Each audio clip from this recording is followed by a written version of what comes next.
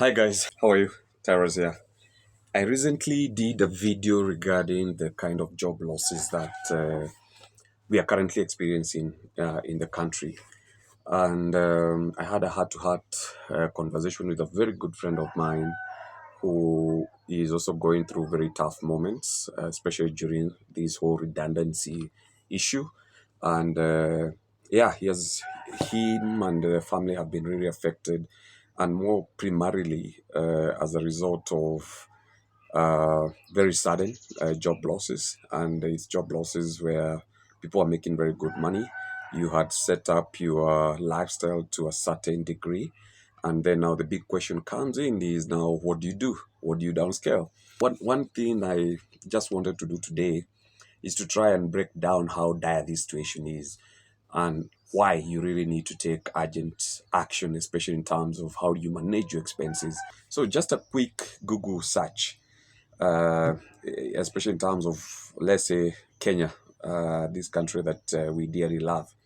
Base Titanium closed down in December 2024. 1,600 employees were let go. Procter& and Gamble, P&G, exited this particular market in 2024.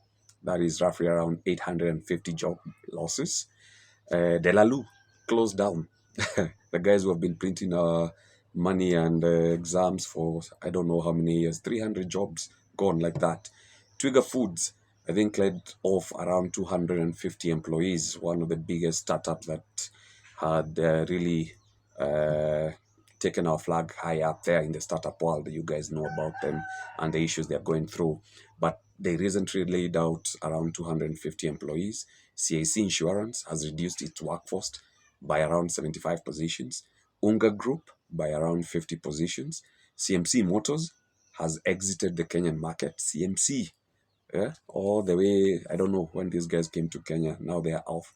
KK Security has rebranded, and also I think more than 1,000 employees have lost their jobs. G4S Kenya, around 400 employees have also been downscaled. Amref Health, 400 workers.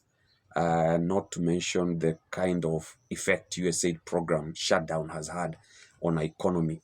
And it's approximated more than 40,000 jobs have been affected either in one way, directly or indirectly, through the value chains that the US program was supporting.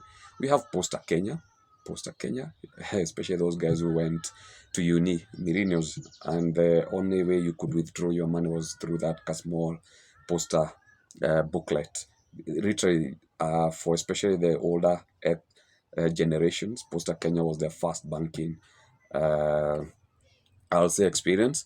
So I think it has laid down roughly around 600 employees. Radio Africa, I think, has downscaled by 27 employees.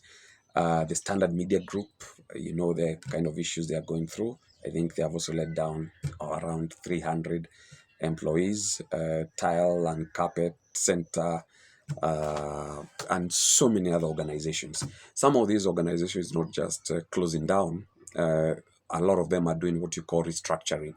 And restructuring simply means their numbers are not making sense, so they need to cut down on their expenses to ensure at least either they survive or they're able to ride maybe the current economic downtown or the trade wars that are going, for them to be able now to succeed to the future. So the reason I've taken this small exercise, and this is something that you can Google, just use ChatGPT, and you'll be able to get these particular results, is the fact that a lot of us are living in denial.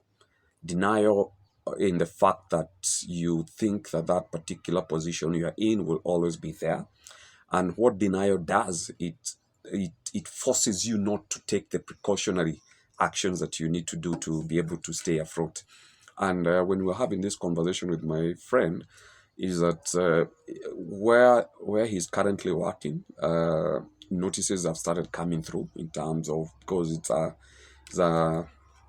non-governmental kind of an organization, and with all these Trump tariffs and everything, and also even the European countries transferring a lot of their money from aid to defense spending because of the NATO kind of crisis we are having, where the US is withdrawing. Even the big boys, even UN, has had to downscale.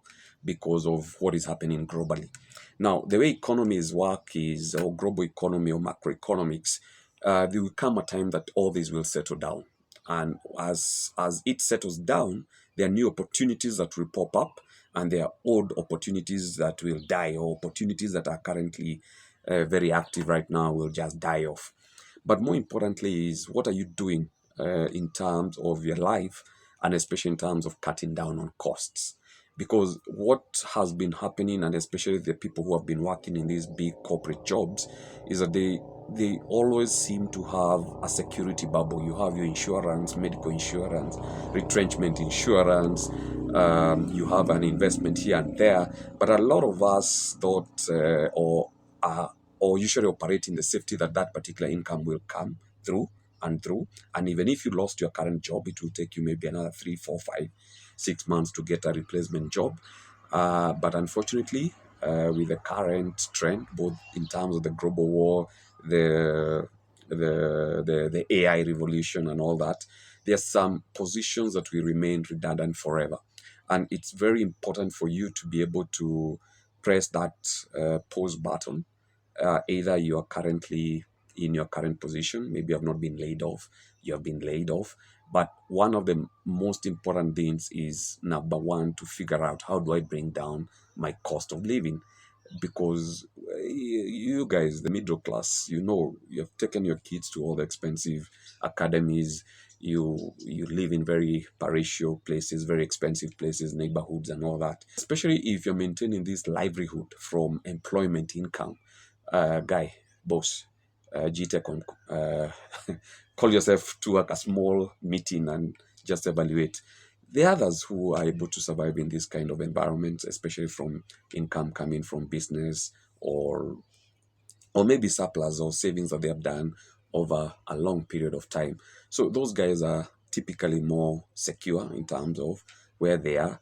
But if you're an employee of a blue chip company or these multinationals, or you are a guy who was doing a lot of remote work, I think it's high time now you sat down and thought about, what do you do to be able to mitigate what is about to fall. And it's not all gloomy. Literally, what message I'm trying to pass is that all we need is just to refocus and look around ourselves, to be able to find those assets, those opportunities that have always been there, but you have ignored them because of this safety of the job that you're currently at, or in terms of the position that you currently hold, and you think you're indispensable. Hey, it's a wake up call. So, guys, just take stock, take a break, 1 week, 2 days, just a weekend. Go to somewhere, take rests, farmstead, or just somewhere that you can unwind, somewhere that you also don't even need to spend a lot.